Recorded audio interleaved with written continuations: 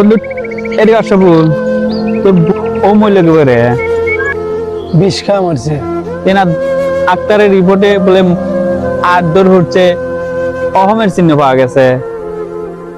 কেউ কি বিষ খাইবার চায়? শালি খাইবার চায় নাই, মারধর করে খেলেছি। শালা জেন কয় কি রে?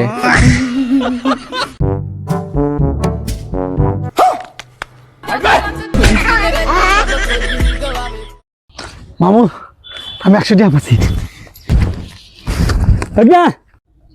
আমি 1000 টাকা পাচ্ছি। আল্লাহ যার দেয় চাল ফারি দেয় দেয়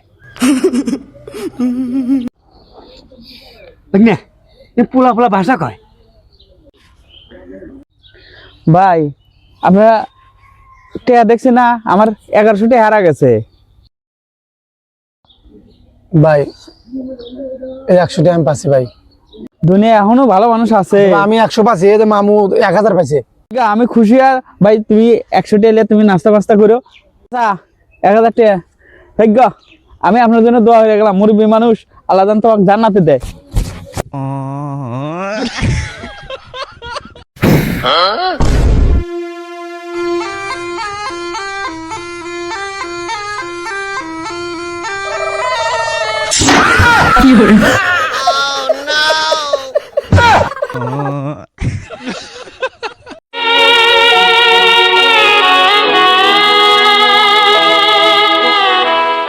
চাচা কিছু সাহায্য করেন।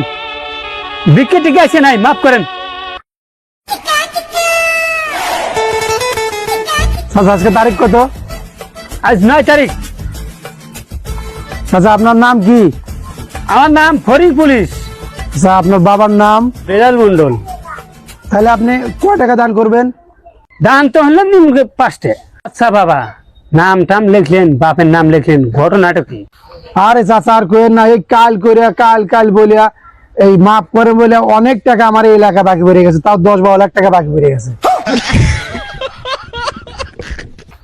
বাইস্তে তালেবের বাড়িটা চেনো নাকি? তালেব তালেব তালেব তো আমার আব্বার নাম।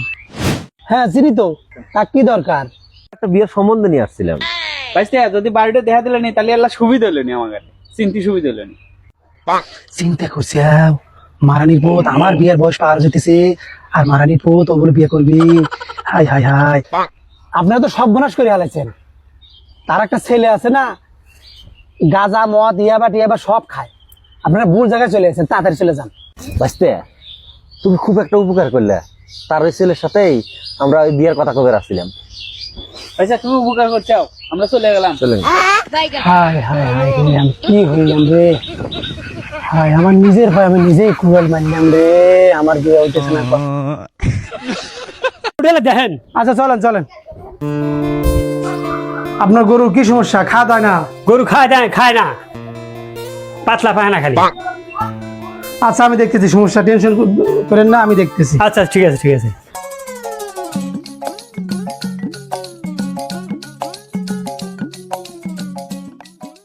আপনি ব্যাগটা একটু ধরেন।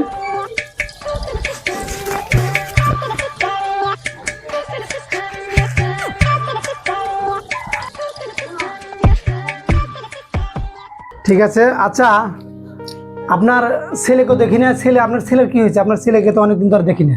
আরে ডাক্তার সাহেব, আমার ছেলে ম্যালেঞ্জার অসুখ, পিছনে উঠতে পেরতে না। ডাক্তার দেখাচ্ছি, কোন কামই হতে না।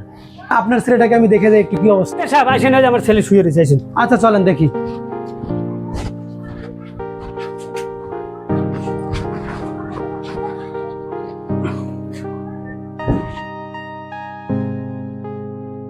কোনো কাজ হয় না? না ডাক্তার সাহেব, মেলা ডাক্তার দেখাচ্ছি, কোন কাজ হইতে না।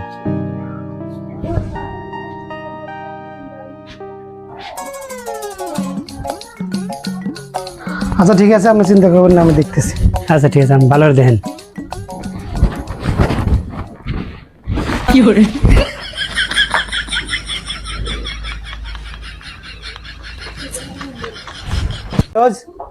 একটু মাথাটা ঘুরাও তো। ডাক্তার সাহেব আমার তো কোনো ভয় লাগে না কিন্তু। আরে টেনশন করেন না, তেনা বলে আপনার ছেলে অসুস্থ বলে তেনা আমার ঘুরে ঘুরতে আমার খাঁচাটা ভেঙে দিয়ে গেছে। ইস ভাইস্তা, জি কাকা বলেন। আচ্ছা, তোমাদের গ্রামে কি এমন কেউ আছে যে সারা জীবনে কোনো মিথ্যা কথা বলে না, সেরকম লোক কি আছে? আছে কাকা, সে জীবনে মিথ্যা কথা বলে নাই। ঠিক আছে, তাহলে সেই ব্যক্তির কাছে আমার কাছে একটু নিয়ে চলো, আমি তার সাথে কথা বলবো। আচ্ছা চলো।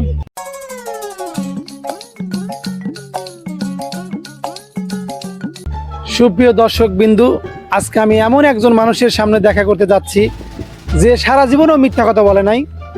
আপনাদের আজকে আমি সেখানে নিয়ে যাব, তার সাথে আমি কথা বলবো, চলুন।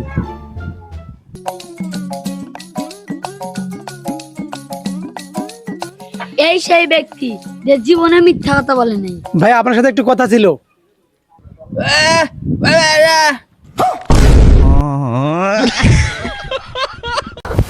আব্বা, কি করিস গেদা? আব্বা, আব্বা, আমি তোমাকে জানাতে যাওয়ার ব্যবস্থা করে দিলাম। কিভাবে? কালকে আওয়াজ শুনবে গেছিলাম, হুজুর কইলো গরিব লোকের দান করলে পরে জান্নাত পাওয়া যায়। হ্যাঁ, হেইটা তুই কি করছিস? তোমার তো পাবের অভাব নাই, মেলা তো কুকাম কাকাম হরছাও, গরু বেজে 4 লাখ টাকা থুছিলাও না, হেঁটে আমি দান হইয়া দিয়ে দিছি গরিব দুঃখী। রে আব্বা এত তাড়াতাড়ি জান্নাত চলে গেল? হ্যাঁ আব্বা, তুমি দাঁড়াও দাঁড়াও, গ্রামবাসী মাইকিন হরো, আব্বা জান্নাতে চলে গেছে।